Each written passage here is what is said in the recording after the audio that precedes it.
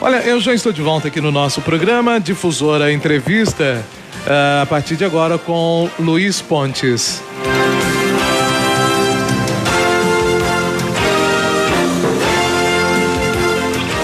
Israel Maltic, bom dia, meu amigo, seja bem-vindo aqui na nossa programação, Israel. Bom dia, Luiz Carlos, bom dia aos ouvintes da Rádio Difusora. Prazer estar chegando aqui aos estúdios. A gente vai atuando aí em outras partes da Rádio Difusora, mas agora sim nos estúdios aqui, fazendo companhia a você até às 13 horas no Difusora Entrevista. Olha, hoje, Israel Maltic, tô aqui, né? Lembrando, gente, que hoje tem Quarta da Saudade também. Nossa, e hoje tem Quarta da Saudade rosas, no Dia dos Namorados. E hoje tem presente a quarta inteira aí, a tarde inteira da nossa programação. Que absurdo. Mas hoje eu tô aqui realizando talvez um desejo já de algum tempo, recebendo aqui nos estúdios o Luiz Antônio Fajardo Pontes, em São João do Nepomuceno, muito conhecido como Luiz Pontes. O Luiz já fez várias exposições em São João contando a história da nossa cidade, já foi colunista da Voz de São João, tem um blog que conta a história da nossa cidade. O Luiz Pontes é formado em Física, mestre e doutor em Educação, e um historiador resgatando aí a história de São João do Nepomuceno. Mas aí acaba, quando você começa a pesquisar, acaba esbarrando nas histórias do estado, da região, enfim. Luiz, bom dia, seja bem-vindo aqui aos estúdios da Difusora. Bom dia, Luiz Carlos, e bom dia também, Israel. É um grande prazer estar aqui participando desse programa. Já há um tempo que a gente uma vez chegou a conversar sobre isso. E é exatamente isso, assim, eu tenho desenvolvido ao longo dos últimos anos um trabalho de resgate da história de São João do Nepomuceno. Tenho publicado um pouco sobre isso. E é sempre bom ter a oportunidade de falar sobre esse trabalho. Ô Luiz, há algum tempo eu até já reclamava aqui um pouquinho, porque me fugiu o nome do livro que conta a história de São João do Nepomuceno, Maria do Carmo Sobreira, né? Que nem São Joanense era, e eu ficava assim, gente, o São Joanense está com pouco interesse, claro, aí depois não, tem o Luiz, que enfim, mas a gente tem um pouco, ou é natural do Brasil, talvez esse meio, não vou dizer que é um desinteresse, mas não se aprofundar muito na história. Outras culturas, outros países, eles são extremamente ligados a isso, a história do Estado. Você vai nos Estados Unidos, o cara tem a bandeira dos Estados Unidos, a bandeira do Estado dele, sabe quais são os heróis, as lutas. No sul do país tem um pouco disso, né? Deles contarem muitas histórias deles. Nós temos um pouco um desinteresse da história. Eu diria que você tem razão. O Brasil, infelizmente, é um país que a gente, é claro que tem exceções, né? Mas, de modo geral, o Brasil não estimula muito esse resgate da história, tanto da história nacional, né, como também das histórias locais daqueles lugares, como, por exemplo, as pequenas cidades. A gente vê que existem pessoas interessadas, às vezes abnegadas, né? Gente que se propõe a fazer uma divulgação. Mas, em geral, são esforços assim, individuais, não é uma coisa que ganha muito vulto, né? E que, às vezes, tende a desaparecer. Às vezes, quando a pessoa morre, por exemplo, vai embora o acervo, né? As anotações. Então, esse é um problema muito sério que eu vejo, porque quando a gente não tem memória, a gente fica muito sujeito a interpretações. As pessoas chegam, falam uma coisa e todo mundo acredita, ninguém sabe se aquilo é verdade ou mentira, ainda mais hoje em dia, que é a época das fake news. E tem as fake olds, que eu diria, que são as notícias falsas a respeito da própria história, que também muitas vezes as pessoas engolem aquilo e não sabem, e vão repetindo sem saber se é certo ou se é errado, né? Aqui a gente tem essa paixão por uma história do mundo, né? Os livros didáticos, a história do mundo, ela é muito maior do que a história nacional e até local. Tem um filme, quando eu fiz sociologia, contar um pouco disso, de uma sociedade uma comunidade que acabar por conta de uma barragem e eles não sabiam escrever, então aí tem que corre alguém lá para pegar depoimento. A história verbal, né? Assim, qual a importância dela? Porque ela vai ter um pouquinho também do como é que eu posso dizer, da interpretação subjetiva da pessoa. Mas é confiável, vamos dizer assim, no seu trabalho para descobrir um pouco da história de São João. Teve muito gente contando história? Esse ponto que você está tocando é muito interessante, porque eu, no meu trabalho de tentar resgatar a história de São João, uma das coisas que eu percebi é que sempre houve, e isso não é só de São João, é de qualquer lugar. A história já é até uma frase comum, né, de dizer que a história é escrita pelos vencedores, né? Então, assim, geralmente são as classes dominantes que têm acesso às informações e que escrevem. Então, assim, um ponto que eu sentia falta em São João, na história de São João, além de todos os problemas de falta de informação, que não é muito divulgado, mas havia um outro problema. A história de São João, quem conta a história de São João, ou contava, e quem lia, achava que São João, por exemplo, é uma cidade que só tinha branco, entendeu? E, na verdade, quando eu fui atrás dos dados históricos, assim, do que havia de concreto, registros do século XIX e tal, eu descobri que, por exemplo, no início do século XIX, a população branca de São João era de cerca de 28%. Entendeu? Assim, a maioria da população de São João era negra, ou então mestiça, né? Ou então índios. Entendeu? Então, esse ponto é muito interessante. Então, eu comecei a tentar ver... Isso, às vezes, você vai ouvir verbalmente, então, porque a elite que sabe escrever era exatamente esses 28%, né? Os negros ali, provavelmente, muito mal alfabetizados, ou não alfabetizados, né? E aí, os 28% escreviam a história... E a história dele que vale, né? Vamos dizer assim, a versão deles que vale. Porque a história dos negros, era contada de boca a boca, entendeu? E aí, eu tenho um hábito que eu acho muito saudável, assim, era de revirar os antigos jornais de São João, né? Para ver se descubro algumas novidades. E uma vez eu descobri, durante mais ou menos um ano, na Voz de São João, no início da década de 1950, os relatos de um senhor que, na verdade, era branco, mas ele convivia com os negros de São João.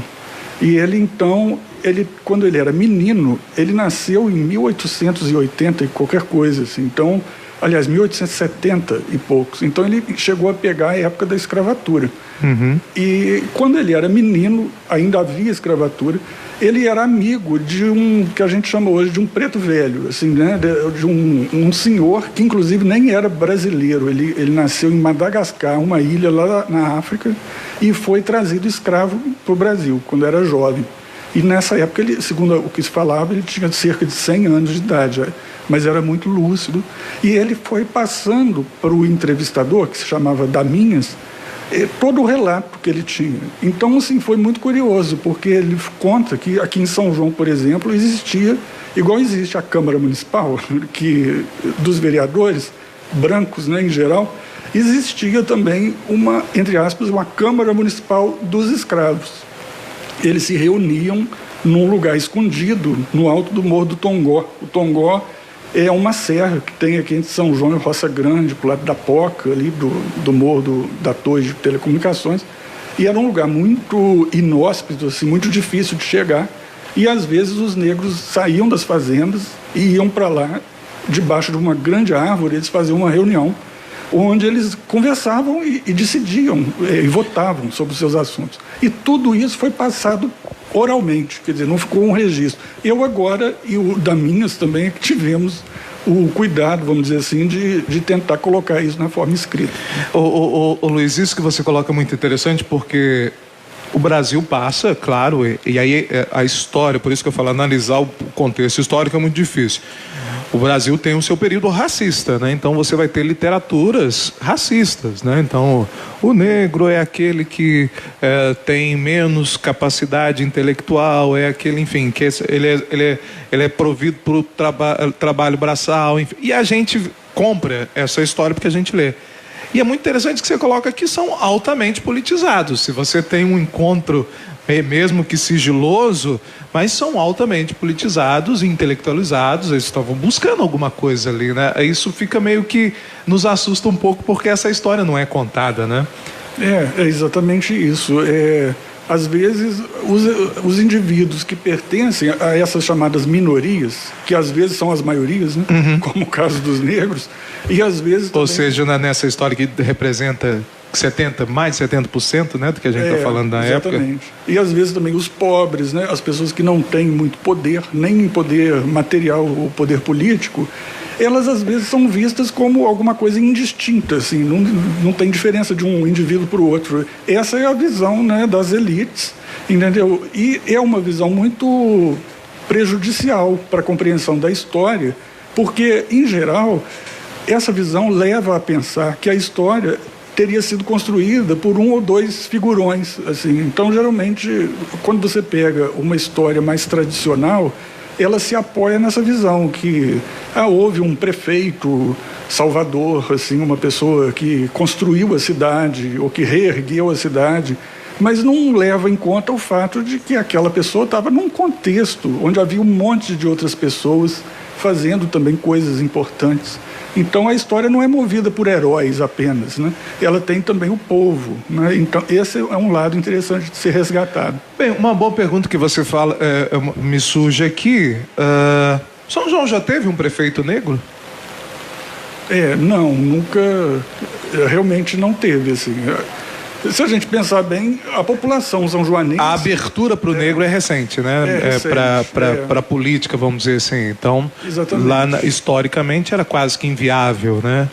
E mesmo também vereadores só mais recentemente, talvez a partir da década de 70, que eu me lembro que a gente começou a ter vereadores negros, né?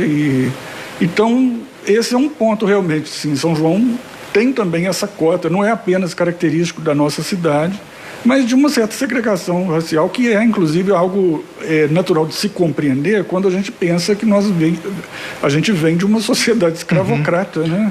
E é interessante você colocar isso, o conhecimento estava nas mãos de poucos e esses poucos eram brancos, né? Então, é o conhecimento de uma época que se falava, quem tem um conhecimento tem um poder. Era mais ou menos nesse sentido, né? Eu queria rebobinar um pouquinho mais a fita e chegar lá atrás, porque tem uma questão um pouquinho polêmica. Claro que se falasse aqui no Brasil se tem índio ou não, é impossível. O Brasil só tinha índio. Mas, por exemplo, Taruaçu, Araci, Ituí, são nomes de origem indígena. Essa era uma região de população indígena, São João e essas comunidades? Sim, São João, os primeiros habitantes aqui da nossa região eram os índios, né? Eles... Nesse mesmo local onde há a sede? Ou não? Não. Porque os índios, na verdade, eles eram nômades. Eles não... Eles ficavam alguns meses num lugar e, às vezes, dependendo da questão de caça, pesca e... Estação do ano de frutas, né? Exatamente. Então, eles montavam aldeias provisórias, né? Estavam sempre em movimento. Mas aí chegaram a civilização, entre aspas, né, branca dos portugueses no final do século XVIII, ou seja, no final dos 1700. Então esse pessoal começou a chegar aqui em São João. São João, na verdade, ainda não existia, né? Chegar nessa região nossa aqui. Área rural, né? Nós estamos falando de área rural, não tinha... na verdade, floresta mesmo. Floresta. Aqui não tinha absolutamente nada, nem fazenda tinha. Era uma região muito, até perigosa. E isso, na verdade, era algo que acontecia até por desejo da própria coroa portuguesa, do governo de Portugal naquela época, porque Minas Gerais foi uma região que teve, né, desde o final dos 1600 até por volta de 1750, houve o grande ciclo do ouro. Então, assim, começou a aparecer muito ouro, diamantes, né, pedras preciosas no centro de Minas Gerais, onde hoje nós temos Ouro Preto, Mariana, Sabará, Diamantina e por aí vai. Então, havia um perigo muito grande dessa fortuna ser desviada por contrabando. Então, o governo português tinha um interesse muito grande em controlar muito bem o escoamento dessa riqueza toda até chegar no Rio de Janeiro, no Porto do Rio, para ir para Portugal, né? Então, o que eles fizeram? Eles construíram o Caminho Real, que é um caminho que sai lá de Ouro Preto, passa perto de Juiz de Fora e vai até a Baía da Guanabara. Então, eles obrigavam as pessoas a circular somente no Caminho Real, porque eles tinham guardas, tinham fronteiras, por exemplo, entre Minas Gerais e Rio de Janeiro, você tinha que ter passaporte para poder ir de um lugar para o outro. Então, e aí, isso para não perder o ouro, né? Para não perder o ouro. Bom, e aí o que acontecia com a nossa região, que onde hoje fica São João Nepomuceno? Ela estava à margem desse caminho, ela não estava no caminho, estava do lado. E era uma região tomada de floresta. Se a gente pensar, hoje é perto, né? Mas hoje nós estamos falando de automóveis, enfim. Ali parece que na subida do Santo Antônio, em Juiz de Fora, não é? Tem uma plaquinha ali do caminho real, né? Talvez é o ponto mais próximo que a gente tem. Mas nós estamos falando de uma época que não tinha carro, não tinha nada. Então, teoricamente, e muito mato. Nós estávamos longe desse caminho. Exatamente. Então, o governo português resolveu manter essa região que hoje é chamada de Zona da Mata e que pega São João, pega Viçosa, Rio Pomba e várias outras cidades. Era o que eles chamavam de sertões proibidos, porque havia, inclusive, uma lei para impedir que fossem construídos caminhos por aqui. E, ao mesmo tempo, aqui também era tomado de índios que estavam fugindo de outras partes do Brasil porque eles estavam sendo expulsos das terras que já estavam sendo usadas para agricultura, como, por exemplo, no norte do Rio de Janeiro, plantação de cana. Eles foram obrigados a vir para Minas Gerais. E aí se instalaram exatamente aqui. Porque aqui estava se preservando a natureza. Não tanto por ecologia, mas por interesse financeiro mesmo do governo de não deixar extraviar o ouro, né? Então, bom, então... Mas esse Zona da Mata vem disso, de preservar a mata? É uma região que tem que ser de mata? Seria isso no início?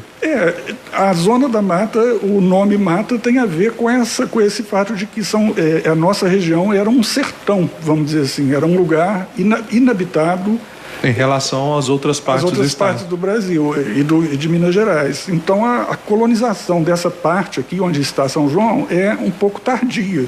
Só depois que o ouro acabou, as minas se esgotaram e havia uma população muito grande naquela área mineradora e eles precisavam fazer alguma coisa, né? Precisavam se sustentar e não tinha mais a mineração. Aí então o governo acabou com essa proibição e aí começou a haver uma onda de fazendeiros, de pessoas que na verdade nem eram fazendeiros, muitos eram mineradores. Chegaram aqui para derrubar as matas e para então começar a construir fazendas e que algumas décadas depois se transformaram em fazendas de café, né? Que são e começou aí um ciclo. Era forte aqui, né, o café. Mas eu queria fazer uma pergunta porque hoje a gente até falava isso e o Israel já me falou um pouco disso. Aqui nós temos o resquício que nós temos é Mata Atlântica? Nós temos aqui, a gente vive numa parte da Mata Atlântica também, né? Que é uma região tropical, mas que infelizmente está muito diferente do que era naquela época, né? Mas tem algumas espécies que são, por exemplo, como é que eu posso dizer, protegidas ambientalmente, né? Ou até algumas espécies. Para ir para o intervalo, porque aí o Israel levanta essa polêmica de vez em quando e ninguém gosta muito de falar sobre essa polêmica dos índios. É verdade que os nossos índios eram hostis e eram, como é que chama? Salteadores, é isso que a gente fala? Ou seja, eles gostavam de catar a produção dos outros, é verdade isso? Eram uns índios mais brutos. Na verdade, se a gente pensar bem, é difícil em história a gente tentar assim, colocar as coisas numa luta entre bem e mal, né? Porque você já falou, por exemplo, porque já vem uma leva de índios de outras regiões, né? Então você já tem ali várias tribos meio que dão uma misturada, né? Inclusive os próprios índios guerreavam entre si, né? Porque, por exemplo, sempre houve aqui no Brasil os tupis e os tamoios, né? Que eram como se fossem nações indígenas que se guerreavam. E, às vezes, ao se guerrear, eles se aliavam aos brancos para poder combater o outro lado, né? Mas, agora, uma coisa que é muito pouco falada é que o índio, na verdade, quer dizer, querendo ou não, ele que era o dono, né, da terra, porque ele já vivia aqui anteriormente. Então, talvez essa hostilidade é defendendo o território. Exatamente, né? E eles estavam até mesmo, assim, vamos dizer, desesperados, porque eles não tinham mais para onde ir. Eles já estavam fugindo de outros lugares que já haviam sido conquistados pelos brancos, como o norte do Rio de Janeiro, né? Então aqui era como se fosse o último lugar que eles tinham. E eles acabaram sendo exterminados de várias maneiras. Nas primeiras décadas da chegada do homem branco aqui, havia de fato uma guerra assim, entre brancos e índios. Então, e com violências extremas das duas partes, né? Muitas vezes guerras de extermínio, matavam todo mundo. entendeu? Que encontrava. Tanto o índio matava, por exemplo, a família do fazendeiro, como também os expedicionários brancos matavam uma aldeia inteira. Então, assim, é muito complicado isso, né? A gente dizer que os índios eram cruéis. Na verdade, vamos dizer assim... Os brancos também eram. Também eram, né? Então, e os índios acabaram. Os que não foram mortos na guerra, muitos pegaram doenças dos brancos, que eles não tinham defesa, imunidade, né? Uma imunidade para poder resistir a essas doenças. Então, epidemias de sarampo, de varíola, dizimavam, às vezes, quase que uma aldeia inteira, né? E com isso, e um outro problema também, o branco, aliás, o índio, ele tem uma cultura diferente do branco, né? O branco, por exemplo, é muito voltado para o acúmulo de propriedades, de bens, e o índio não. O índio vive o dia dele, né? Uhum. O branco corta uma árvore com facilidade. Para o índio era um crime, né? Ver assistir alguma coisa dessa, agressão à natureza. O índio se sentia, de uma certa maneira, parte da natureza, né? E não via a natureza como algo a ser somente explorado, né? Então era uma agressão quase que pessoal, né? Se fazer alguma coisa contra a natureza, você estaria, de certa forma, agredindo o índio também. Pois é, e aí com isso o índio, inclusive, não conseguiu ser escravizado, porque ele não tinha mesmo, assim, era difícil fazer o índio trabalhar de acordo com o que o branco queria. O cronograma. Então não é porque o índio é preguiçoso. Não é, com certeza não. Ele não é acumulador. Conseguir para hoje, beleza, tá ótimo, não preciso acumular, seria mais ou menos isso. Exatamente, é uma visão de mundo muito diferente, né? E aí ele não, em geral, pelo menos na nossa região, ele não conseguiu sobreviver, porque ou foi morto por doença, por guerra, ou então acabou sendo assimilado, né? Hoje a gente tem, de uma certa maneira, muita gente que descende de índios, você percebe nos traços físicos, né, das pessoas, mas a cultura indígena acabou desaparecendo. Existe muito aqui na nossa região e muitas histórias nesse sentido, assim, na minha família tem, eu acho que na da família do Israel vai ter também, daquelas pessoas que chegaram aqui, ou imigrantes, italianos, ou o que quer que seja, acharam uma índia bonita, foi lá, catou e sequestrou. Esse tipo de história é verídica? De fato, acontecia muito, na verdade. E se a gente pensar assim, nos primórdios da história do Brasil, quando chegavam as caravelas dos portugueses, geralmente só tinha homem nas caravelas. E eles vinham se instalar aqui no Brasil. Então, eles geralmente se casavam, desde do marinheiro lá, do cozinheiro, até o capitão do navio, muitas vezes casavam com índias. Sem o consentimento dela, às vezes, né? Ela vai reagir, ela era tirada da... De fato, não tinha o consentimento da Índia, mas também cabe dizer que entre os índios também não tinha o consentimento da Índia. Então, ela já estava acostumada. Tinha aquela expressão, eu sei de minha tataravó, foi índia pega no laço. O pessoal tinha essa expressão, falava... E porque, na verdade, se você pega os imigrantes, é uma beleza exótica, né? Eles gostavam dessa beleza indígena, de uma sensualidade maior. Como a gente tem, o Luiz está colocando aqui, talvez uma urbanização mais tardia, no meu caso, vai ser o avô do meu pai. Me parece. Então, assim, é muito próximo, né? O tataravô, então, aqui está mais próximo do que lá atrás de 1500 por conta dessa evolução. Quase todo mundo vai ter meio que essa história, né? Meu avô foi lá, arrumou uma índia, catou ela e levou para casa. Mais ou menos vai ter alguém aí, um tataravô, alguma nesse sentido, né? É verdade, mas se for possível fazer um DNA muito rigoroso, assim, a maioria dos brasileiros pode até ser branco e de olho azul, pode achar uma parte genética remetendo aos índios aqui no Brasil. Boa parte também aos negros. Exatamente. Né? Eu vou para o intervalo comercial, volto já, hoje conversando um pouco da história de São João Nepomuceno, né, os fundadores, né, também da nossa cidade. Manuelina Nena, madrinha do entrevistado, manda um abraço para ele, que faz aniversário amanhã. Você faz aniversário amanhã? Olha que bom. Receba um abraço aí da Manuelina. O Luiz Pontes está aqui. Vamos conversar um pouquinho mais de São João. É bom falar da nossa cidade, né? Eu volto já, depois do intervalo comercial. Você está ouvindo o programa Difusora Entrevista. Ô, gente, só para eu não esquecer, porque a gente tem tanta informação para falar de São João Nepomuceno, e fora do ar eu perguntava ao Luiz Pontes, o nosso entrevistado do dia de hoje, e nós estamos falando da história de São João Nepomuceno, conhecendo a história do nosso município. Então, quando o Luiz falava que era uma região, então que houve primeiro um boom de uma população indígena, né, que até ficam sem o seu espaço por questões de segurança. Aqui vira uma população indígena. A nossa região então vai rolar conflitos, vai rolar guerras, né, pelo território. E aí eu fiz uma pergunta a ele fora do ar e vou fazer fora do ar. Então é por isso que as nossas comunidades, por exemplo, Taruaçu, Araci e Ituí, têm nome indígena? A ligação não é tão direta assim, né, o Luiz Pontes? É verdade, Luiz Carlos, como estava aqui. Não quer dizer que foram os índios que fundaram essas comunidades? Não. Quando esses nomes Taru, Araci apareceram, os índios em São João, na região de São João, já tinham sumido há muito tempo antes disso. E nem são os primeiros nomes, né, dessas comunidades?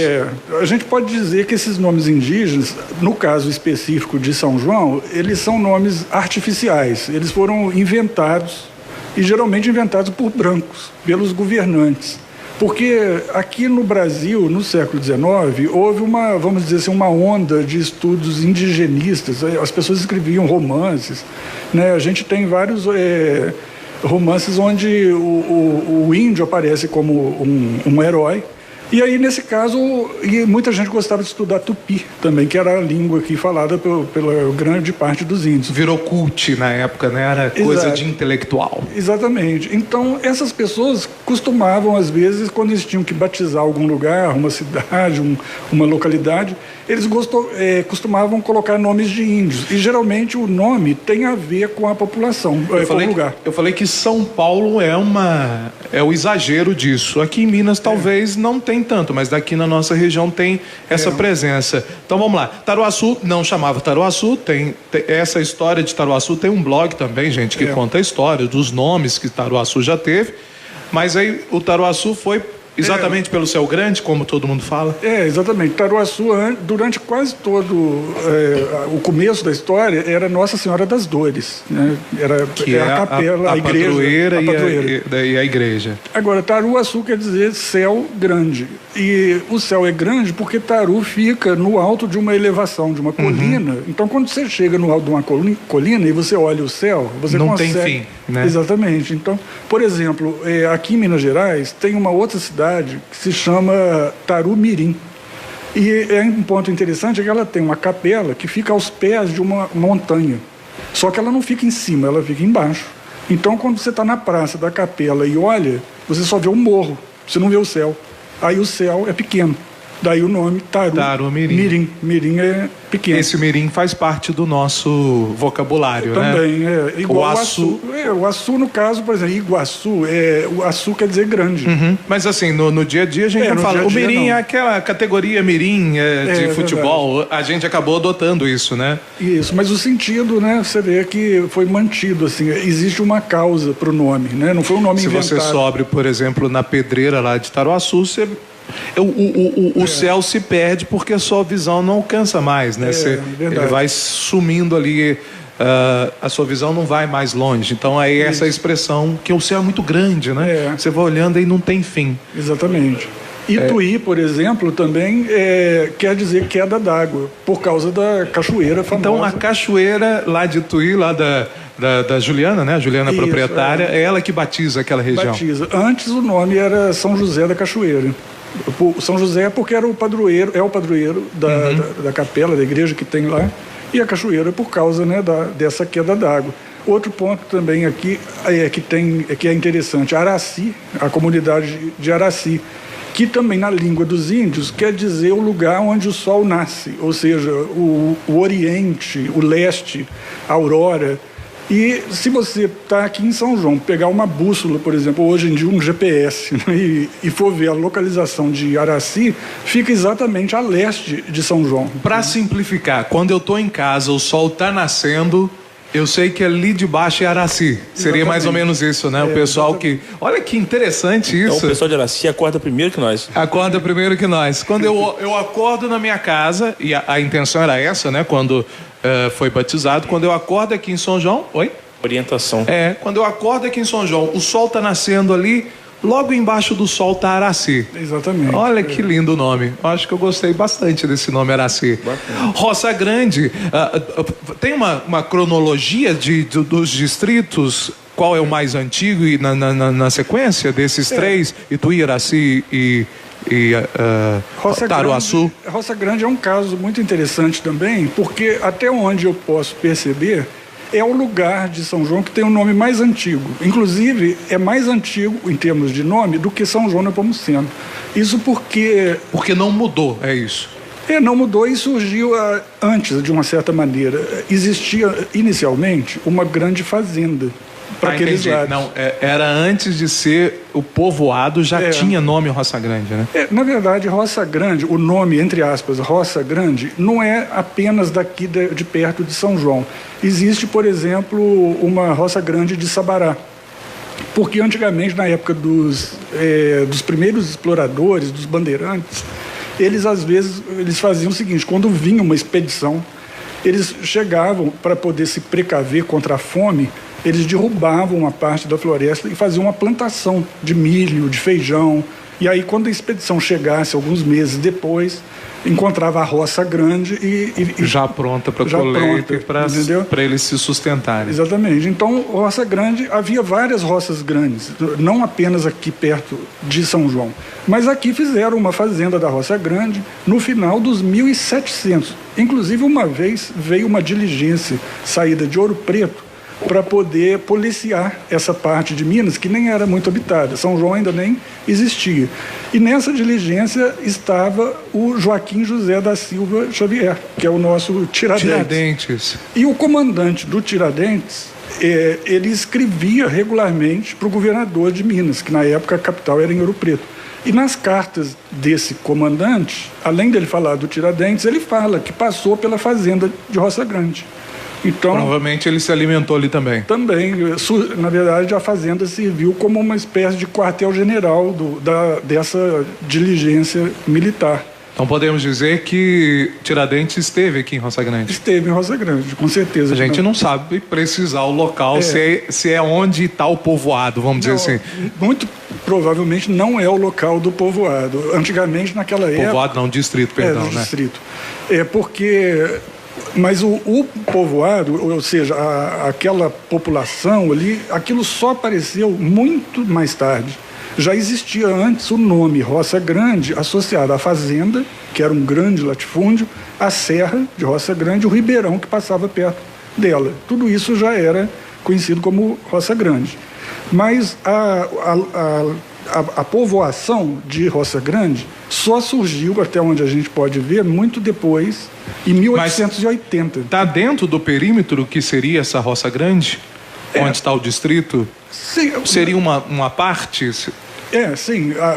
A povoação surgiu onde era uma parte da fazenda. Da fazenda. Uhum.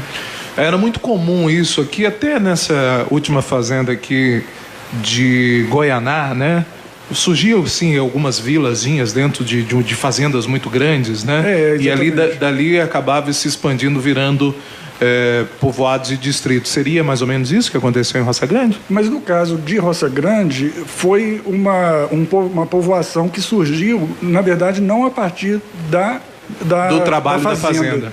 Surgiu a partir de uma ferrovia, da estação ferroviária. Que passava ali, exatamente. Né? A estação ferroviária, ela foi construída, no caso de São João, ela chegou em 1880, né? Mas ela foi construída por grandes fazendeiros de café da nossa região e também ali perto de Juiz de Fora, aquela região ali limítrofe com o Rio de Janeiro, Matias Barbosa. Então, esses grandes fazendeiros, que eram grandes cafeicultores, eles tinham interesse em exportar o café que eles produziam aqui, com mão de obra escrava, inclusive, né, para o porto do Rio de Janeiro. E aí, na divisa de do Rio de Janeiro com Minas, havia a serraria, que era a estação por onde passava a estrada de ferro Pedro II, que ia até o Rio de Janeiro. Então eles resolveram, a partir dessa estação da serraria, na divisa de Minas e Rio, fazer uma nova estrada de ferro que saísse de lá e viesse até São João, Nepomuceno, para, no meio do caminho, ir colhendo o café plantado nessas fazendas. Quando eles vieram construindo a ferrovia, o caminho mais curto não tinha nada, não tinha cidade. Então eles tiveram que construir estações no meio do nada. Então, por exemplo, eles construíram uma estação que deu origem a Piquiri, construíram uma outra que deu origem a Santa Helena, que é um distrito de Bicas. Depois, Bicas também não existia, surgiu a partir da estação. Rochedo, Roça Grande. Todas essas são localidades que surgiram a partir das estações construídas por essa ferrovia.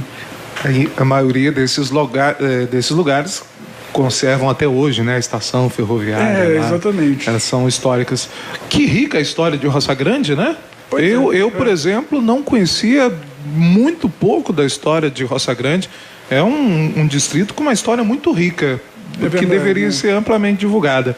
Eu vou fazer uma pergunta sobre Taruaçu, porque é uma questão que eu achava que era regional e o Luiz Pontes me explicou muito bem antes aqui.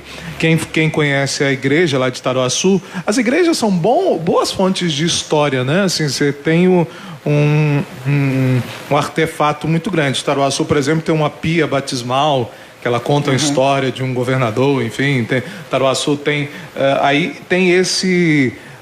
o altar central, Nossa Senhora das Dores, e do lado esquerdo, o primeiro altar lateral é de São Sebastião. E aí eu falei assim, olha, Luiz Pontes, Taru já pertenceu ao Rio de Janeiro, porque esse altar de São Sebastião é uma homenagem ao padroeiro do Rio de Janeiro. Pertenceu, mas não territorialmente, né? Isso é interessante, vamos explicar para o pessoal entender. Cerca de 200 anos atrás, que foi quando surgiu Taru, que na verdade ainda era Nossa Senhora das Dores, né? Não tinha o nome de Taru. Aquela região, que é uma região que está relativamente próxima da divisa de Minas com o Rio de Janeiro, era disputada por dois bispos. O bispo de Minas, que era o bispo de Mariana, e o bispo do Rio de Janeiro. Se a gente pensar, Mariana deve estar mais longe que Rio, né? De Taruaçu. Mas, ao mesmo tempo, Nossa Senhora das Dores, Taru, estava, desde aquela época, no território mineiro. Né? Sempre foi Minas, ela nunca deixou de ser Minas. Exato.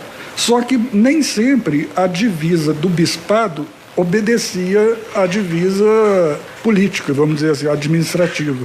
Então, porque a igreja tinha um poder político muito grande, né? Também, Na verdade, naquela época, a igreja estava unida ao governo, né? Muitas vezes, muitas autoridades eram, ao mesmo tempo, civis e religiosas.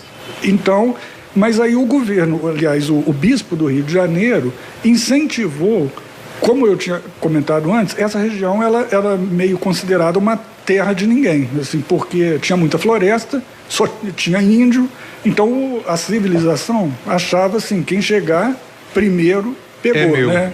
Então, e nesse contexto, o bispado do Rio de Janeiro tentou trazer para si essa região, ou seja, tentou fazer com que essa parte, mesmo sendo de Minas, que as suas capelas, as suas igrejas fossem subordinadas ao bispado do Rio de Janeiro. Durou pouco tempo, né? Não foi muito tempo, não. Não, até que durou bastante. Porque aí vamos São João, nesse momento, pertencia ao bispado de Mariana. De Mariana, Taruaçu pertencia ao bispado de Minas, mas Taruaçu era um distrito, era um lugar pequeno. Qual a cidade maior ali de Taruaçu que pertencia ao Rio? Taruaçu chegou a fazer parte também de Mar de Espanha. Provavelmente Mar de Espanha nessa época teria... Era, vamos dizer, a cidade principal, né? Isso. Que teria nessa região. Isso. Do lado de cá, Mar de Espanha... e do lado de cá, Rio Novo, São João, seria isso? Mas um dado interessante é que não foi só Taru que teve essa experiência de pertencer ao Rio. Todas aquelas localidades perto de Taru passaram pela mesma coisa, inclusive Mar de Espanha. Então, por isso que eu estou falando, o interesse não era só Taru, é porque eles estavam interessados em outras ali, Maripá, Guarará, não sei se existia na época, Mar de Espanha. O interesse maior não era Taruaçu, era uma região que era populosa ali naquele momento. Então aí Taruaçu acabou sendo o limite, vamos dizer assim, né? Onde tinha um bispado do Rio e um bispado de Minas. Foi ali o limite, vamos dizer assim. O limite entre os dois bispados, ele era a Serra de Bicas. Então, por exemplo, Guarará, que era o antigo Divino Espírito Santo, ele já era do Rio, porque ele estava em cima da serra. Bicas, na época, ainda não existia. Só surgiu depois, em 1879, com a ferrovia. Mas se você prossegue pela parte de cima da Serra de Bicas, quando acaba a Serra de Bicas, começa a Serra de Itaru. Dá para ver isso no mapa. E aí você tem no alto da Serra de Itaru, que também pertence... Estava nessa linha que estava limitando ali. Exatamente. Né? Então fizeram uma linha meio que paralela à divisa entre Minas e o Rio. Só que essa linha já estava dentro de Minas. Então todo mundo que estava de um lado dessa linha estava dentro de Minas, porém pertencia ao Bispado do Rio de Janeiro. Que interessante, né? E um dado curioso é que na igreja de Itaru, além do altar de São Sebastião, que remete ao Rio de Janeiro, o São Sebastião, ele olha para o altar que está de frente para ele, que é o altar de São Manuel. E São Manuel é o padroeiro de Rio Pomba, que foi o grande centro de colonização aqui da nossa região. São João Nepomuceno, inclusive, quando foi fundada, pertencia a São Manuel do Pomba. Então, eu até brinco com isso. Essa história eu não conhecia. Olha que então fica São Manuel do lado mineiro e São Sebastião do lado do Rio de Janeiro. E os dois um olhando para o outro, né? Lá em Itaru são 4 altares laterais, são os 2 primeiros, tanto da direita como da esquerda. A igreja lá conta muita história, como eu disse, dessa pedra batismal foi um presente de um governador, seria isso, né? Então tá lá. Foi presente de um personagem, parece que era um nobre português. Está lá que registrado, essa pia batismal. Né? Só para... Segura 2 minutinhos, porque senão eu vou ficar devendo Carlos Alves. E Carlos Alves, já vou adiantar aqui que o Luiz Pontes é meio revoltado lá, o que aconteceu. Não com o nome, né? Não com o nome, mas da maneira que foi feito. Então, os nomes aqui. Roça Grande já nasce na Roça Grande, Taruaçu muda depois, Ituí muda depois, Araci também. Carlos Alves também não nasce Carlos Alves, né? É verdade. Carlos Alves, antes tinha uma igreja dedicada a Santa Bárbara, que é até hoje a padroeira da... Tudo tem muito a ver com padroeiro, né? Ituí é o São José da Cachoeira, é verdade. Taruaçu, Capelinha Nossa Senhora das Dores. Isso, muitas localidades surgiram a partir das Daí capelas. A gente fala desse poder religioso que é muito político na época. É verdade. Né? Esse é um ponto que vale apenas fazer um parênteses também, que é o seguinte: às vezes as pessoas em São João reclamam, algumas, não todo mundo, mas fala que aqui tem um problema, porque o dia 16 de maio é o dia de São João Nepomuceno e é o dia da cidade, né? E aí eles falam que não tem nada a ver, que o 16 de maio teria que ser uma festa católica, mas não uma festa da cidade. Mas o argumento que a gente tem contra essa opinião, e eu acho que é fundamentado, é que como essas localidades, inclusive São João, surgiram em torno da capela, a data não é apenas religiosa, é uma data histórica, porque ela está reconstruindo o próprio surgimento da cidade. Então você vê, por exemplo, no Rio de Janeiro, o feriado é 20 de janeiro, que é o dia de São Sebastião. Leopoldina também, 20 de janeiro. Juiz de Fora é amanhã. Juiz de Fora é amanhã, 13 de junho, que é o dia de Santo Antônio. Como também Astolfo Dutra, antigo Santo Antônio do Porto, é feriado 13 de junho. Então, isso é normal. Ou seja, a história de São João é muito idêntica à história de Itaru, de Ituí, de Carlos Alves. A diferença é que São João se desenvolve, né? Ela acaba se desenvolvendo. Todas essas vão se desenvolver em torno de uma capela, em torno de um padroeiro, só que São João vira cidade e os outros continuam como distrito. Mas depois eu quero voltar em São João Nepomuceno, porque a gente está falando das histórias, mas só lá Carlos Alves era Santa Bárbara. Carlos Alves era Santa Bárbara e em 1923 aconteceu um problema, entre aspas, assim, que foi o seguinte: é muito comum, infelizmente, aqui em Minas Gerais, agora nem tanto, mas um tempo atrás, os governantes gostavam de mudar os nomes das cidades. Talvez até mesmo como uma maneira de impor o seu poder, de dizer assim, quem marcar manda... o meu marcar mandato. O território, vamos dizer assim. Então, Em 1923, o governo de Minas Gerais publicou uma lei que eu chamo de tsunami, porque ela acabou com o nome de centenas de cidades e distritos de Minas Gerais. Simplesmente mudou, não pediu opinião de ninguém. E no meio dessa onda de novos nomes, aqui em São João, Santa Bárbara virou Carlos Alves e São José da Cachoeira virou Ituí. E várias outras cidades também mudaram de nome nessa mesma ocasião. Por exemplo, Argirita também teve o nome de Argirita exatamente nesse mesmo dia, de 7 de setembro de 1923. Então, assim, o que eu critico é que não houve uma consulta ao povo de Santa Bárbara. Não perguntaram se eles queriam mudar de nome. E mudar de nome a uma localidade é uma coisa muito invasiva, né? Porque você nasce num lugar, você se identifica com aquele nome, o correio entrega uma carta com aquele endereço e, de repente, a pessoa chega e fala que o nome agora é outro, né? Quer dizer, é algo muito invasivo, entendeu? Então, é nesse sentido que eu critico essa mudança. Ituí menos, mas Carlos Alves ainda, o Santa Bárbara é muito forte, as pessoas ainda falam muito Santa Bárbara, né? Mas, falei que eu estava finalizando, mas tem mais uma ainda. Descoberto já foi distrito de São João? Descoberto já foi. Inclusive... Nasce como distrito ou não? Ele passa a pertencer depois de... não nasceu propriamente como um distrito de São João, não. Na época que surgiu o Descoberto, a grande associação de Descoberto era com Rio Pomba, porque foi o ano que marca, vamos dizer assim, o início de Descoberto, é 1824, porque nesse ano acontecem 3 coisas muito importantes lá. Uma delas é a capela que recebe da igreja uma licença de uso. Então, na verdade, é possível que essa capela já existisse antes, a Capela da Santíssima Trindade. Então, ela recebeu uma licença de uso no ano de 1824. Nesse ano, também foi descoberto, daí o nome Descoberto, uma grande jazida de ouro em Descoberto, ali na região da Grama. Era um ouro... As consequências estão lá, né? Que é o mercúrio. Estão lá até hoje, né? Então... E isso provocou uma onda de gente vindo de todos os lugares para poder tirar o ouro em Descoberto. E uma coisa, só para você ter uma ideia, em 1824, lugares como São João Nepomuceno já existiam. Tinha por volta de 300 habitantes, 500, alguns tinham 800, outros tinham 200.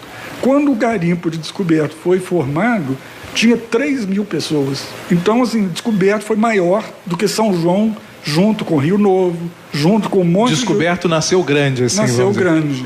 Então, e eles tiraram quase 1.000 quilos de ouro de Descoberto em poucos meses. E sem contar que não existia polícia, não existia imposto, não existia nada. Era um pessoal aventureiro, como se fosse um faroeste, entendeu?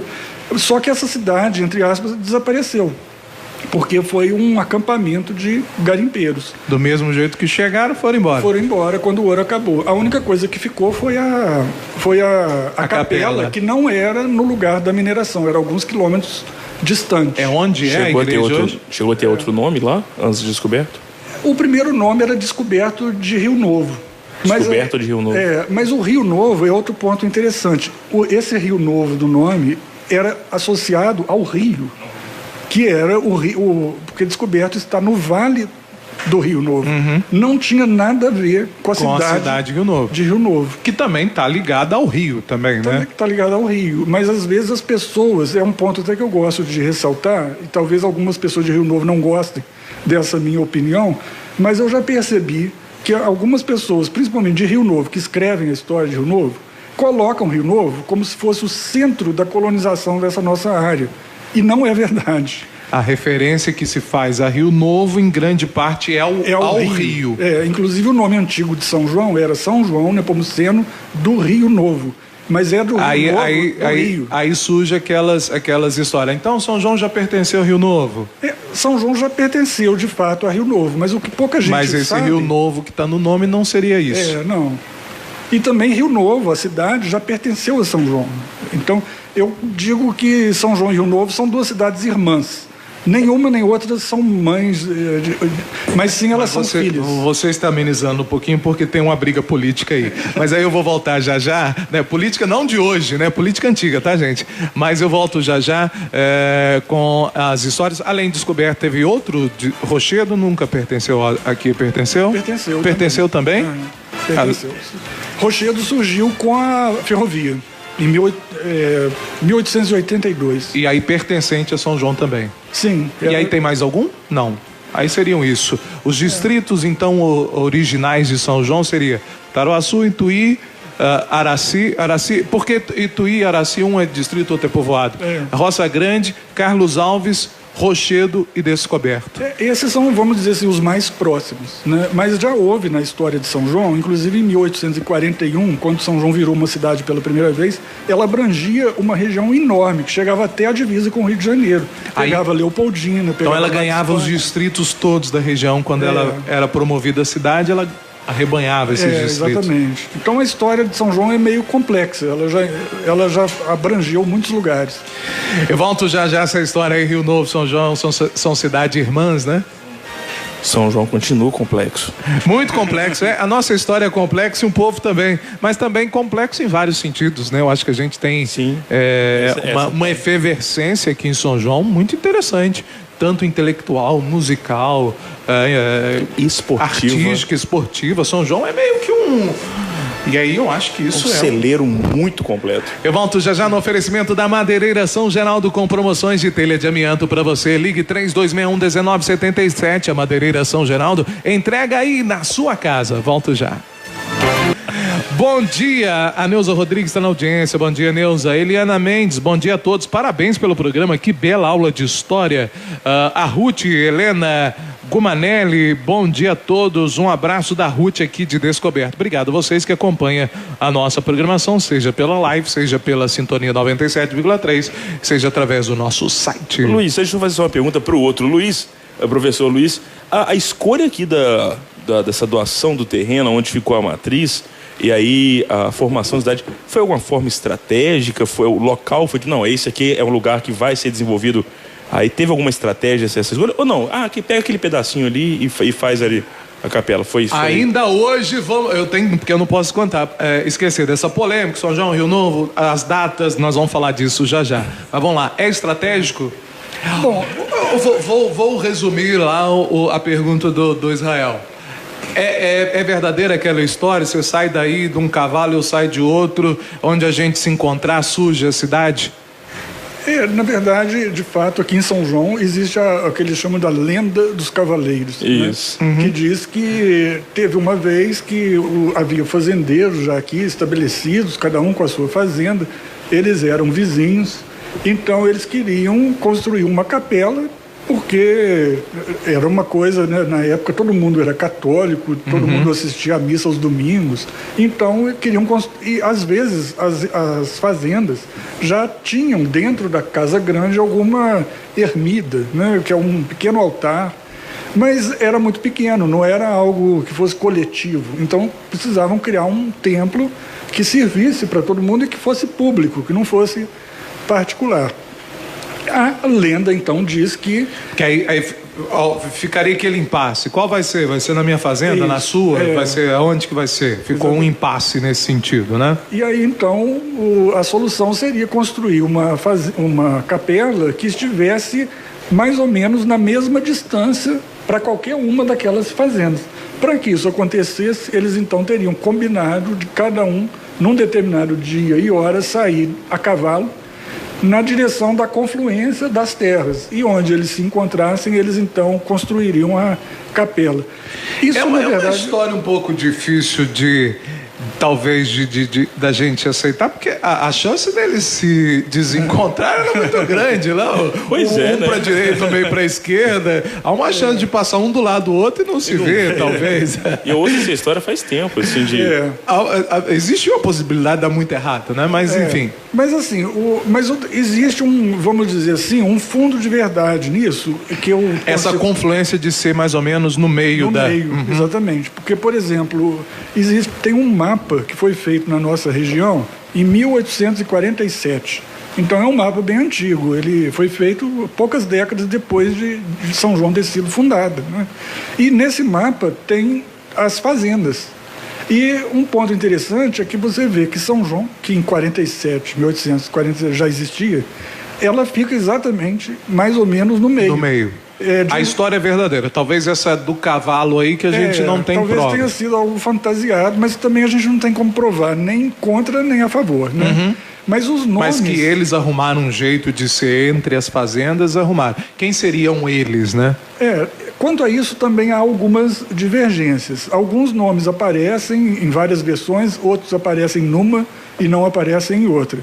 Mas geralmente se fala, uma versão conta que foram 3. Um deles era o guarda-mor Furtado de Mendonça, o José Antônio Furtado de Mendonça. Ele sai da direção de Roça Grande. De Roça Grande. Um outro seria o Antônio Dutra Nicásio, que é pai do coronel José Dutra, que tinha uma fazenda ali para o lado da saída para Rio Novo, da Oswaldina, era a fazenda do Ribeirão, que hoje não existe mais, que fica na beirada do Ribeirão dos Henriques. E um outro seria o Manuel Rodrigues de Nazaré, que dá nome à Rua Nazaré, que é a Rua do Sapo. Ele ficava ali para o lado como quem vai para Descoberto, naquela área da Barra, ali da... Então a gente percebe de fato que são três lados, exatamente. 3 pontas de um triângulo, e no meio do triângulo está a cidade de São João, entendeu? Então, mas alguns falam que também teve o Domingos Henriques de Gusmão. Esse Domingos Henriques de Gusmão, ele é muito interessante, o papel dele, porque ele era sobrinho de um padre chamado Padre Jacó Henriques, que antes morava no centro de Minas, em Carijós, que era um distrito ali de onde hoje é uma cidade ali perto de... para aquele lado ali de perto de Ouro Preto, hoje se chama Conselheiro Lafayette, né? Ele morava naquela região e ele tinha uma igreja, aliás, ele tinha uma capela dedicada a São João Nepomuceno, na fazenda dele. Então, a família Henriques, desse padre Jacó, era devota de São João Nepomuceno. Já tinha uma ermida dedicada a esse santo. Que seria um altar, né? Que você já explicou ali, dentro da fazenda dele. E nesse altar tinha uma imagem de madeira. E o Domingos Henrique de Gusmão era sobrinho desse padre. Alguns dizem, inclusive, que quando ele veio para a região de São João, ele trouxe junto com ele a imagem de São João Nepomuceno. E o que eu acredito, a hipótese que eu acho mais plausível, é que quando Domingos Henrique de Gusmão, o seu pai, que era o Manuel Henriques, e o tio, o Jacó Henriques, se estabeleceram próximo a São João, eles construíram uma fazenda. E essa fazenda tinha uma ermida que foi dedicada a São João Nepomuceno. Isso foi antes de construir a Igreja Matriz. A Igreja Matriz teria sido construída num segundo local, doado pelo guarda-mor. E aí fizeram uma segunda capela. A primeira capela era particular dos Henriques, na fazenda deles. A segunda capela, que foi o resultado, talvez, desse acordo... Desse encontro. Ela foi construída já num território, numa terra doada pelo guarda-mor, e perto houve doações do Nazaré e também do Antônio Dutra, e aí é que surgiu a cidade. É por isso que nós dizemos que São João, pelo menos simbolicamente, foi fundada no dia 27 de novembro de 1815, que foi o dia da doação do guarda-mor. Tá, mas essa capela seria onde está a Igreja Matriz? Não. Essa segunda capela, sim. Não, a primeira capela, porque a primeira capela não é a capela da cidade, é a capela particular. Então, na verdade, aí nós estamos falando do santo, vamos dizer, né? Isso. Como vou tentar, para a gente tentar entender. Há um encontro dos 3 para fundar uma capela, mas a família Henriques já tinha uma capela. Exatamente. Que era de São João Nepomuceno. Exato. Ao fundar uma nova capela, se agrega a capela que já existia. Exatamente. Manteve o santo padroeiro, porque a região já era conhecida como São João Nepomuceno, mesmo antes de existir a cidade. Mas esse São João que já existia da Capela dos Henriques não tinha intenção de virar, vamos dizer assim, uma cidade. Exatamente. Os 3 já teriam ali uma intenção de criar uma região de população coletiva ali, né? Exatamente. Inclusive a carta de doação do guarda-mor Eu uma vez fui no Arquivo Público Mineiro, em Belo Horizonte, e consegui uma cópia dessa carta. Eu até tenho essa carta no meu blog, tanto no facsímile, a imagem original, quanto a transcrição que eu fiz do texto. E um ponto interessante é que o texto fala que ele está doando a terra para a construção da nova capela de São João Nepomuceno. Coloca esse nova capela. Porque já tinha a antiga. A antiga que era particular. Vamos exatamente. Dizer assim. Mas, então, nesse encontro, não ganha outro padroeiro? Não, São João já vira São João mesmo, né? Desde da segunda capela desse encontro. Exatamente. Que é a Igreja Matriz. É a Igreja Matriz. Aí eu não entendo por que São João cresce para baixo. Né? São João não cresce ao entorno. Já me perguntei muito isso. São João não cresce ao entorno da igreja. Alberete, né? São João, a gente pensaria assim, então já que começou ali, a gente vai ter uma cidade ao centro. São João cresce para baixo, né? Interessante isso. Mas a matriz é o marco mesmo, então. A gente pode dizer que sim, porque antigamente, inclusive, existia um ponto interessante que era o seguinte: os fazendeiros, eles costumavam construir, primeiro, fazia essa capela que não estava em nenhuma fazenda, ficava mais ou menos no meio entre as propriedades.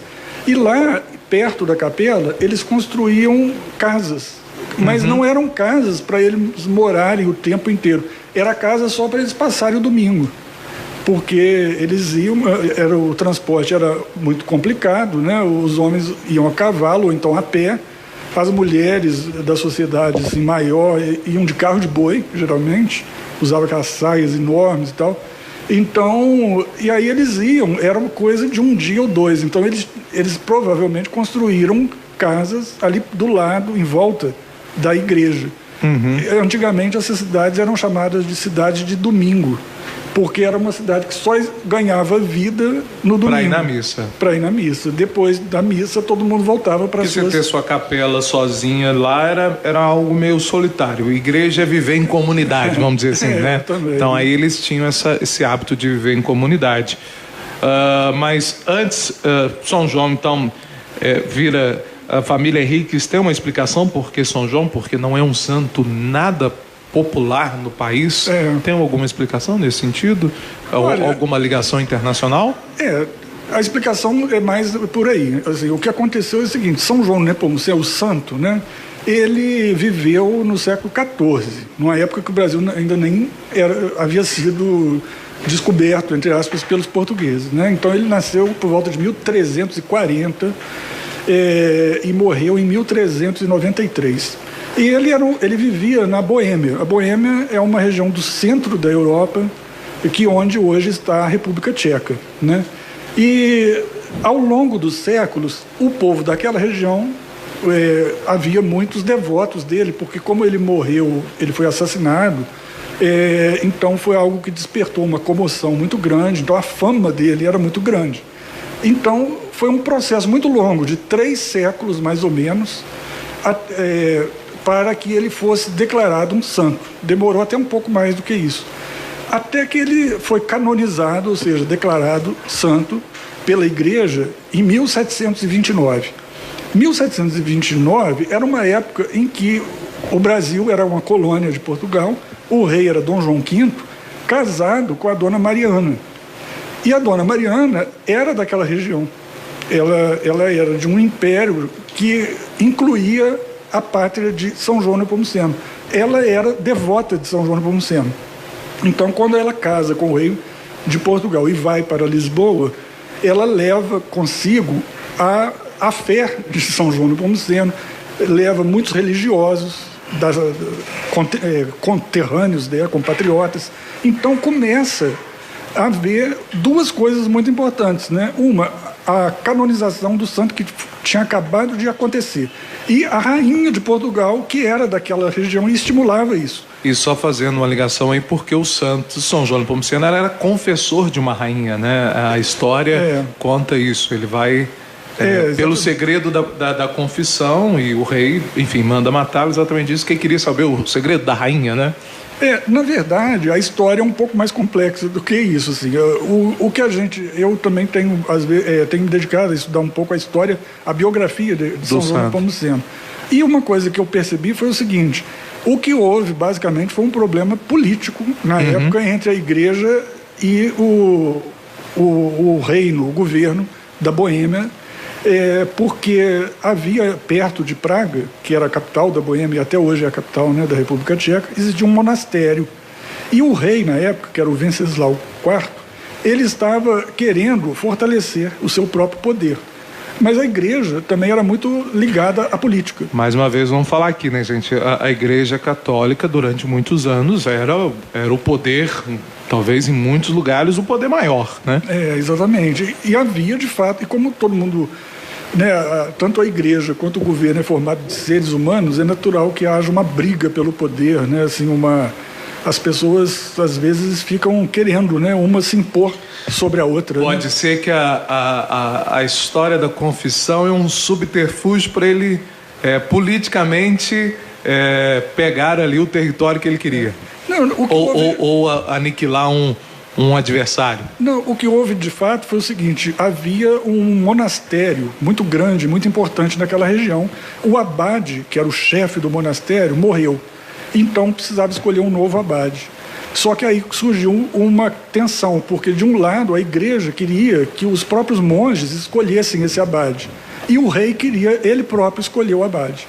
Aí o que aconteceu? Antes que o rei tomasse alguma iniciativa, os monges se reuniram, escolheram um novo abade, e João Nepomuceno, que ainda não era o santo, ele era uma autoridade, ele era o vigário-geral de Praga, como se fosse um braço direito do bispo.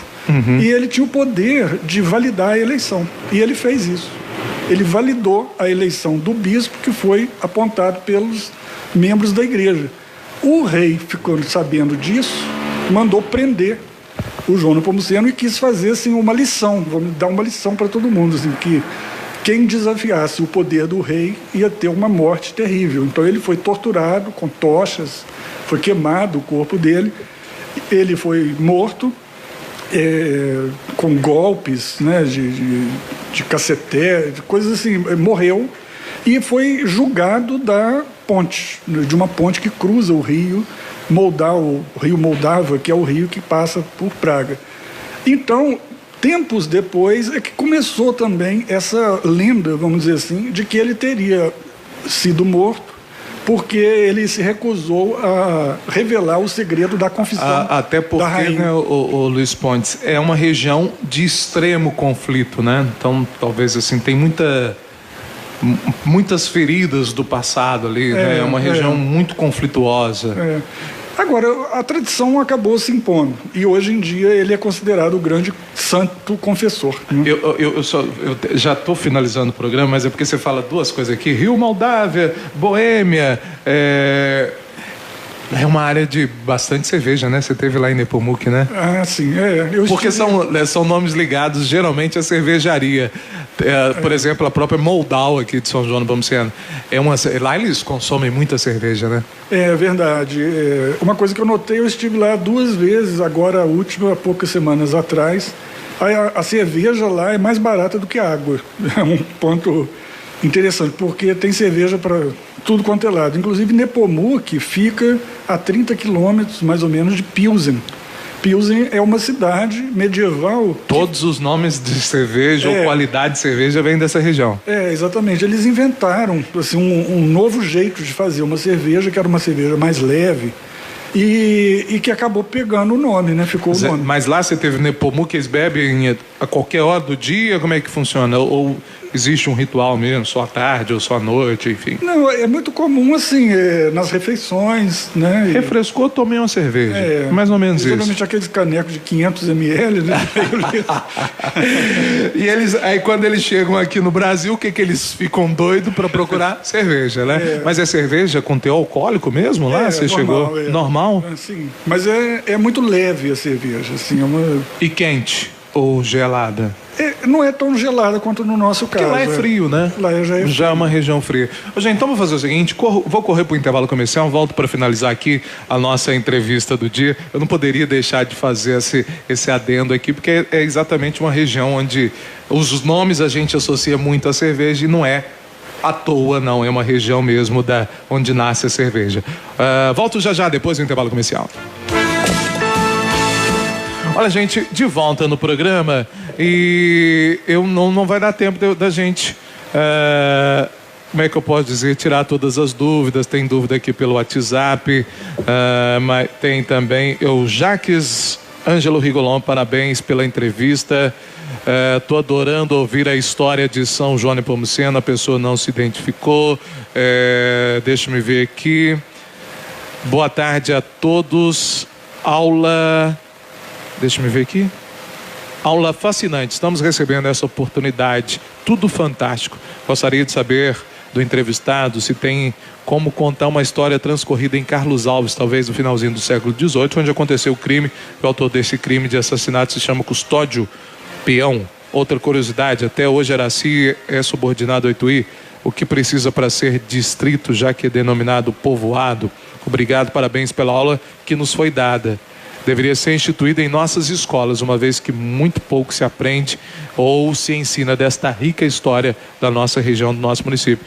Nós vamos ficar muita coisa da história sem contar, mas tem SJN História, joga no Google, você já vai achar lá o blog do Luiz Pontes. Teve esse assassinato, tem uma história também aqui de um 7 de setembro de tiroteio, é isso? Naquela época era muito comum as brigas políticas que chegavam às vias de fato, que a gente chama assim, né? Inclusive com mortes. Então, São João chegou a viver um período que a gente... Bang bang. Exatamente, o famoso coronelismo, né? Esse Custódio Peão, você conhece essa história? Eu já ouvi, sim, a respeito desse episódio, lá que na época era Santa Bárbara ainda, né? Nem era Carlos Alves. Porque Santa Bárbara era muito disputada entre duas grandes facções políticas que havia aqui em São João. Eles queriam agregar aquele espaço. Porque era um lugar que tinha já uma freguesia, que era a freguesia de Santa Bárbara, e que tinha um peso político, né? Antigamente, como a igreja e o Estado eram ligados, então quem regulamentava a parte política da quantidade de eleitores eram as igrejas. Inclusive, a eleição era feita dentro da igreja. Antigamente, com a cédula já marcada, né? Era o famoso voto do cabresto, né? A cédula já tinha o X, o cara queria essa freguesia, porque ali geralmente ele tinha todos os votos dali, né? E aí havia uma caixa com 3 fechaduras, e aí as autoridades, tipo o padre, o juiz de paz e o delegado, cada um tinha uma chave. E aí só conseguiu abrir quando os 3 estavam juntos, para poder contar os votos, né? Então Santa Bárbara era uma freguesia. Essas freguesias é que iam eleger, por exemplo, os deputados, né? As pessoas que iam representar. Então a briga era política nesse sentido, né? O tiroteio é briga política partidária também, de 7 de setembro? Isso. Mas aí de política municipal. Foi política municipal. O tiroteio foi em 7 de setembro de 1926. Uma época em que São João já era, como desde antes, um palco de uma briga política muito grande. Aqui em São João sempre houve 2 grandes partidos no início da nossa história, ainda na época do Império. Havia um partido conservador e o partido liberal. Só que os 2 eram muito parecidos, de uma certa maneira, porque eram partidos autoritários, eram dos grandes fazendeiros de café, mas, enfim, eles brigavam, né, uns com os outros. Uma dessas facções foi a facção, por exemplo, do Coronel José Braz, do Carlos Alves, Augusto Glória, Dr. Péricles de Mendonça. Eles eram, principalmente os 3 primeiros, do Partido Conservador. Quando houve a proclamação da República, eles entraram no que a gente chama de situacionismo do Partido Republicano Mineiro. Ou seja, era um partido republicano que pegava todo mundo e a ala principal, vamos dizer assim, era desse pessoal. Só que existia a oposição. E os opositores, que eles chamavam de dissidentes, estavam sempre brigando, né, uns com os outros. Ô Luiz, sem nos comprometer muito, mas tem até uma tese de mestrado, orientando do Roberto da Mata, antropólogo, que ele vai descrever etos são joanense. Você já chegou a ler essa tese? Sim. Ele fala um pouco disso. O São João é meio que binário, né? E até pouco tempo, politicamente, era um pouco disso, né? Isso. Disputa de dois grandes grupos. Isso é muito marca histórica nossa, né? É verdade. E esse é um trabalho extremamente interessante, feito pelo Márcio Caniello, que era, na época, orientado pelo Roberto da Mata. Roberto da Mata é um grande antropólogo, um professor da Pontifícia Universidade Católica do Rio de Janeiro. E um ponto interessante é que o Roberto da Mata, ele, quando era menino, ele morou em São João, Nepomuceno.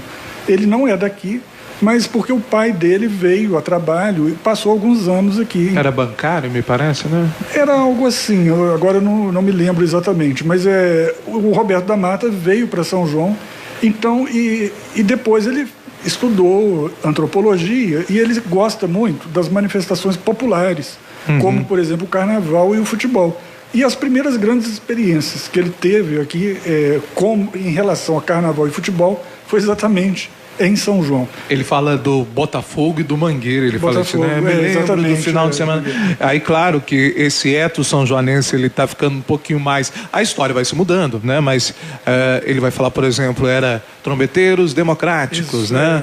Era um grupo político, e foi assim, né? O grupo político se a gente pegar lá, do Antônio Cavaleiro, depois entrou o grupo político do Célia, aí é meio que uma herdeira do grupo do Antônio Cavaleiro, que o próprio Antônio Cavaleiro sobe no palanque dela. Então isso é meio que uma história de dois grupos. Claro que isso vai se diluindo ao longo da história, eu acho que isso já é menos frequente no dia de hoje. Mas vamos só para a gente finalizar, porque essa briga política é que vai dar um pouco a confusão na data de São João do Nepomuceno. Você falou que São João e Rio Novo nós somos cidades irmãs. Mas uma ficava brigando com a outra ali, né? Você me pertence, não, você é que me pertence. Aí ficou um pouquinho assim, né, Luiz? É verdade. São João tem uma história bastante, de fato, assim, cheia de reviravoltas, né? Porque, como eu comentei, a fundação, a gente, pelo menos simbolicamente, coloca em 1815, que foi a doação do terreno da igreja. A partir daí a cidade começou a se desenvolver. Mas depois disso, São João passou por nada menos do que 3 emancipações políticas. Primeiro, São João virou uma cidade independente de Rio Pomba em 1841. Durou essa situação 10 anos. Até que em 1851 houve uma grande briga política. Mais uma vez, essa questão de violência, inclusive tentaram matar uma pessoa aqui em São João ligada a um desses partidos. E em função dessas turbulências, o governo de Minas, meio que para castigar São João, já que a vítima do atentado era do mesmo partido do governador, ele então rebaixou São João. Exatamente. Aí São João voltou a ser um distrito e a sede do município foi para Mar de Espanha. E aí então, junto com isso, o Rio Novo, por exemplo, que era distrito de São João, também virou distrito de Mar de Espanha. A gente ficou 17 anos desse jeito, como distrito de Mar de Espanha. Em 1868, nós conseguimos uma segunda emancipação que durou apenas 2 anos, também por problemas políticos. E até que em 1870, houve um novo município de Rio Novo, e aí São João virou distrito de Rio Novo. Ficamos 10 anos assim. Até que em 1880 houve uma grande transformação, que foi a chegada da ferrovia, que mudou completamente a cidade e tornou São João mais dinâmica do que Rio Novo, porque São João tinha ferrovia, Rio Novo não tinha. Então a situação se inverteu. São João ficou mais populosa, mais rica, e poucos meses depois da chegada da ferrovia, em 30 de novembro de 1880, São João conseguiu a sua emancipação definitiva, que se mantém até hoje, que é a nossa, que se transformou nessa cidade. Que foi base, por exemplo, da comemoração do centenário, entre outras coisas. Então, o que aconteceu? Em 1980, o prefeito de São João era Antônio Cavaleiro, e ele resolveu comemorar o centenário da cidade. Não tinha nada errado nisso, porque... Baseado na última emancipação. Que foi a emancipação que valeu, assim, então era natural que se comemorasse. E ele fez várias ações, né? Exatamente. Houve, por exemplo, o bairro Centenário, foi criado exatamente naquela situação e recebeu esse nome por causa disso. Houve também, no Carnaval de São João, todas as escolas de samba tiveram como enredo o centenário da cidade. A gente fez também um concurso para uma logomarca, colocaram essa logomarca na Praça da Bandeira, do lado da Igreja Matriz, tem um monumento do centenário, com 100 anos. Né? Então, a Dona Déia escreveu a coluna do centenário, teve a missa centenário, teve um a monte... mulata centenário, teve um monte de coisa. Então, mas aí o que aconteceu? Como o Antônio Cavalheiro era um político atuante numa dessas facções, vamos dizer assim, a oposição a ele começou a criticá-lo, dizendo que a festa do centenário estaria errada, porque São João já havia antes se emancipado 2 outras vezes. Só que essa crítica, ela não tem muito fundamento, porque não tem nada de errado se você tem uma emancipação definitiva acontecendo em 1880, 100 anos depois. Qual o problema de você comemorar o centenário? Ele sabia que ele estava comemorando o centenário da emancipação definitiva. Então, não houve. Eu não estou falando assim, eu não estou comemorando nem a primeira nem a segunda. Nem a segunda. Estou comemorando a definitiva. Mas aí, essas pessoas que estavam criticando essa atitude do Antônio Cavalheiro fizeram muito pior ainda. 30 anos depois disso ter acontecido, ou seja, em 2010... a situação já estava sepultada, não tinha mais que mexer nisso, foram na Câmara Municipal e aprovaram uma lei dizendo que a fundação de São João teria sido no dia 1º de abril de 1841, que foi o dia dessa primeira emancipação frustrada. Aí já havia um erro enorme, porque eles estão chamando de fundação o que não era. Em 1841, no dia 1º de abril, houve a primeira emancipação frustrada. Ou seja, São João virou uma cidade por 10 anos e depois voltou a ser distrito. Mas São João não foi fundada nesse dia. Já havia sido fundada décadas antes pelo Guarda-Mó e pelos seus companheiros. Então, na época, havia um erro conceitual. As pessoas não sabiam a diferença. Não é fundação, tem uma diferença que é fundação e o que é emancipação. Exatamente. E isso estava confundido na lei, porque eles estavam aludindo à emancipação e chamando de fundação. Então criou um nó na cabeça das pessoas. Então, fundação 1815. Essa é a fundação. Emancipação definitiva 1880. E houve 2 emancipações intermediárias, que foi a de 40... podem ser lembradas ou não, mas não pode levar o nome de fundação. Então foi... Mas além disso, aí começou a haver outros problemas. Por exemplo, um problema que eu aponto é o seguinte: quem tem alguma ideia sobre história ou qualquer outra ciência, faz igual a gente faz aqui, assim, conversa numa rádio, né, ou escreve um artigo, mas não vai na Câmara Municipal para dizer o seguinte: a minha opinião é lei, e todo mundo tem que obedecer, entendeu? Porque a lei é para todo mundo, né? Então, é muito comum em história haver divergências. Existem pessoas que defendem os Estados Unidos, outros defendem a União Soviética. Então, uns falam da monarquia, outros falam da república. Então, como é que eu posso ter autoridade de declarar que a minha ideia é lei? Entendeu? A lei não é feita para isso. E uma história não é contada por uma pessoa só. Exatamente. E então eles fizeram isso. E depois ainda fizeram pior. Tentaram acabar com o feriado do 16 de maio. E aí teve aquela confusão que feriado veio a ser... Chegou a ser uma época, 1º de abril, chegou a ser feriado, não? 2 anos, virou feriado, 1º de abril. Quando eles fizeram a lei do 1º de abril, em 2010, colocaram lá vamos dizer assim, um anexo na lei, uma parte dizendo, talvez até para poder conter a revolta que ia surgir, eles colocaram assim: não, vamos manter o 16 de maio como feriado. Isso em 2010. Em 2011, a prefeitura, na época, proibiu as escolas municipais de participar do 16 de maio, porque foram todas participar do 1º de abril, lá no campo de exposição. Em 2012... cancelaram o 16 de maio, que caiu no meio da semana e foi um dia normal. Então isso tudo revoltou as pessoas, até porque a própria lei que eles criaram prometia que o 16 de maio seria mantido, e a primeira coisa que eles fizeram foi acabar com o 16 de maio, depois que ganharam a lei, entendeu? Então, com isso, a gente começou exatamente a escrever para poder para mostrar para as pessoas o erro que havia. E a boa notícia disso tudo é que em 2015... depois de uma luta um pouco longa na Câmara Municipal, a gente conseguiu finalmente acabar com a lei do 1º de abril. Ô Luiz, você vai ter que voltar aqui mais vezes, né? Porque a gente tem muita história para contar sobre São João Nepomuceno. Tem uma de Rochedo que eu ouvi aqui hoje que foi fantástica. Eu tenho que contar essa história em breve. Quero agradecer a sua disponibilidade de estar aqui. Vamos fazendo etapas, a gente vai contando mais histórias, tá bom? Obrigado pela disponibilidade de estar aqui na Difusora hoje. Ô, Luiz Carlos, para mim também é um grande prazer. Agradeço a você, ao Israel, a oportunidade e gostaria, sim, sem dúvida, de participar de outras entrevistas. Um abraço. Um abraço, Israel, porque hoje é dia de romantismo, a flor da pele. Hoje ao cubo, né? Porque hoje é dia dos namorados com Quarta da Saudade. Hoje é Quarta da Saudade com Isaías Spork de Freitas. Não coloquei a voz do Vandersal, não, que ele é muito chata.